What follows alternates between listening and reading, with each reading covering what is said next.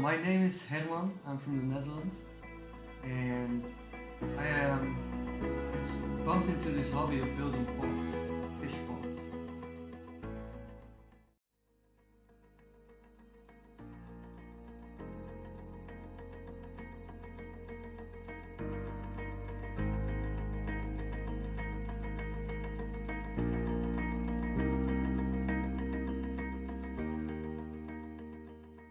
The idea of making fish ponds actually, um, I was at home because I got a burnout.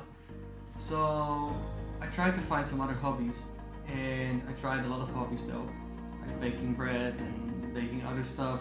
But I also I ran into this vlog of it's called Aquascape. It's a very big company in America. They build ponds and water features and everything. And I was kind of interested by how natural they make it and how they build this whole pond thing. So I just studied it. I just watched all the vlogs, and I was just interested in biology, how they build it, how they maintain it. And actually, out of that started to come. I just got this desire to build one myself. So yeah, I was searching on the internet because of course when you want to build a pond, you need stuff. You need EPDM rubber liner. You need rocks. You need gravel. You need waterfall filter or whatever kind of filter. You need a skimmer box and a pump and stuff, piping. So you need all kinds of stuff actually. So I built it on a budget. And it was the interesting thing. So I had to just make it from scratch, from nothing. And it all started first with a little water feature, and it turned out to be a everywhere. So after that, I just decided that I wanted to make a pond and another water feature. So I started looking on the internet for rocks and for big rocks and stuff. And I could get it for free, actually, so it was nice. And then I also, of course, started to look for EPDM rubber liners so I could make the pond and how to build it, of course. And slowly I ordered. So I bought the EPDM liner, and then I bought the waterfall filter. And after that, I just started to look up what kind of bacteria I would need. Like, you need some beneficial bacteria to start up your ecosystem. And I was looking for pond plants, like on the internet, of course. And well, slowly this hobby started to get some shape. You know, it started to become something. So I just asked a friend, "Hey, do you want to help me to dig out a big hole so I can build a pond?" And he came to me, and we started digging a big hole. And it was kind of nice. It was a nice journey though, because first of all you start with a big flap of EPDM liner and a big hole in your ground, and you put some stones in, and it looks like nothing, and it's just like a big mess. But the process was really interesting, and it was really nice to experience this, how to build a pond, and to how to build it to what it is now. Like, slowly when you're done, you do all the edge work, you put your plants in, your little trees and everything, and you put some fish in, and slowly you see things starting to come to life. And it was a really nice process. Really, I learned a lot, and I think I can do even better if I would have a bigger budget for that. So I'd love to experience this whole project for building a pond. What I like about the fish pond is the way how things are alive. I like it when I was looking those vlogs, and they always say like, yeah, a water feature or a pond makes your house into a home, turns your house into a home. And it's really an extension of my home. When I walk out, it's almost like you're in nature, but you're still in the neighborhood.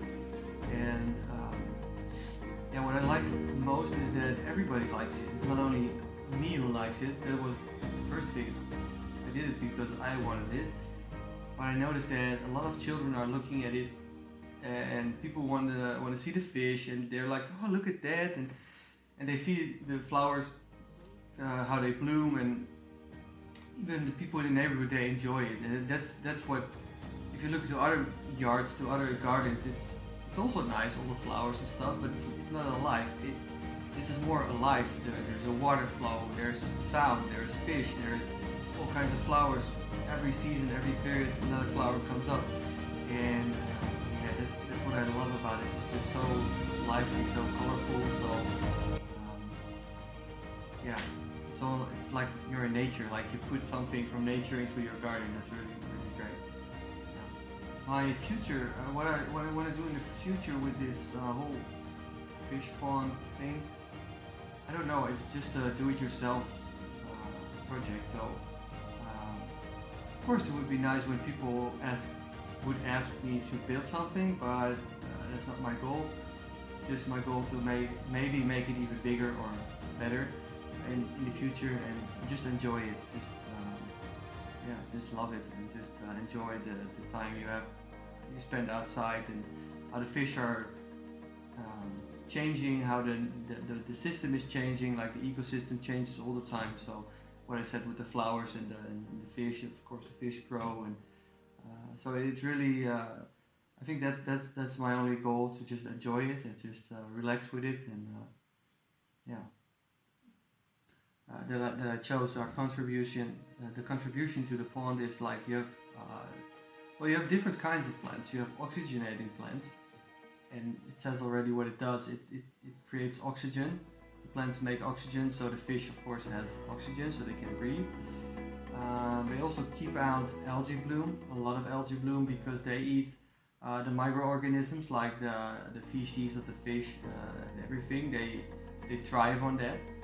So they outcompete the algae. Like they need more nutrition than the algae can. They're faster than the algae. So then you have the water lilies.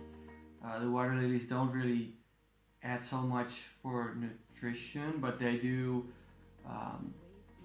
The lily pads, they lay on the water, and they help for the shade on the pond, because when you have a lot of sunlight on the pond, algae can bloom faster. So the more shade, the less algae, but also the fish can hide a little bit underneath, and they can cool off a little bit. Also, I have some flowers, like some plants in the rocks.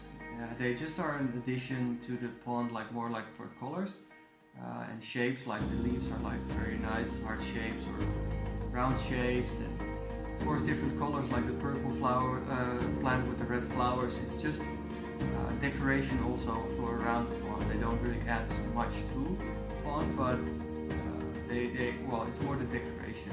And what else? Well, I have some trees, some maple trees, some Japanese maple trees, and well, it's just more like, actually a lot of ponds you see them. It's more like, I love the tree, of course. The leaves are really beautiful, and the colors are really beautiful.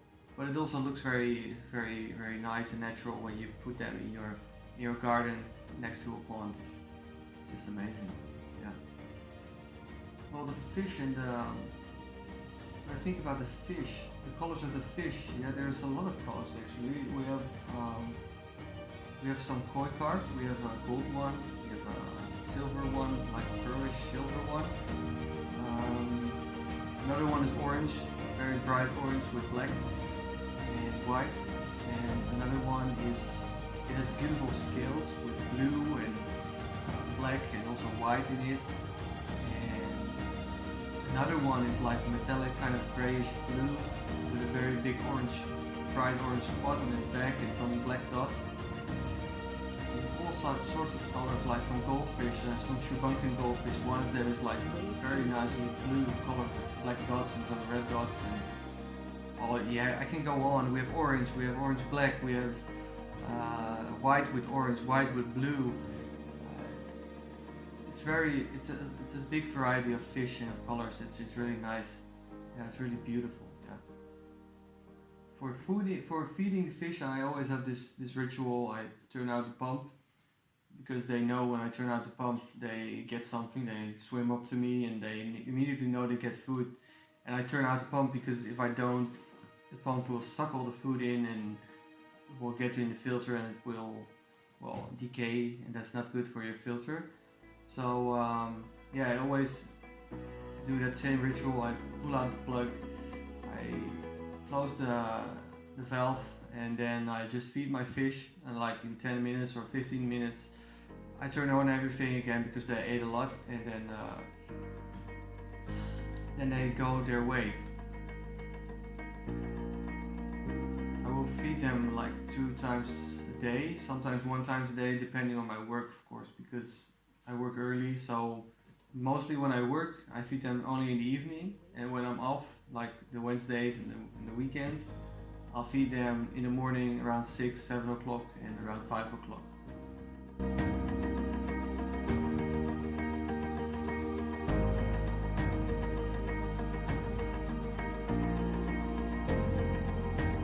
What is also nice about the pond is when it's done, you can of course add everything like flowers and trees or whatever you want.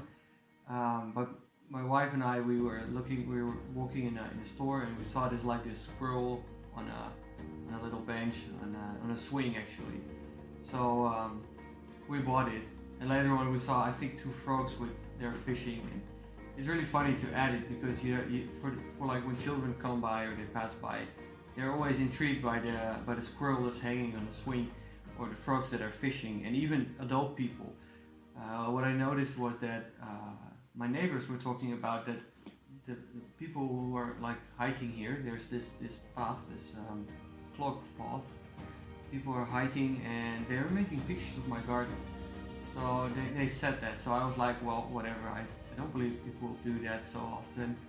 And then one day I was just sitting eating here, and I saw some people with a camera making pictures of my garden. And I'm like, hey, you want to make pictures? You can come in. You can just walk around. You can make pictures as much as you want. And then she was like, yeah, I like that squirrel that's on the swing. There were 2 adults, so it's really funny that from all ages people like it. That they like to see that these little details on a pond, even if it's not even natural or not even logic, like a squirrel on a swing or a frog fishing with a rod. It just makes it more attractive. And you even have 2 little frogs that are looking over the rock, and it's just those little details that make it fun to walk in and to discover what's going on in the pond. Yeah, it's very interesting.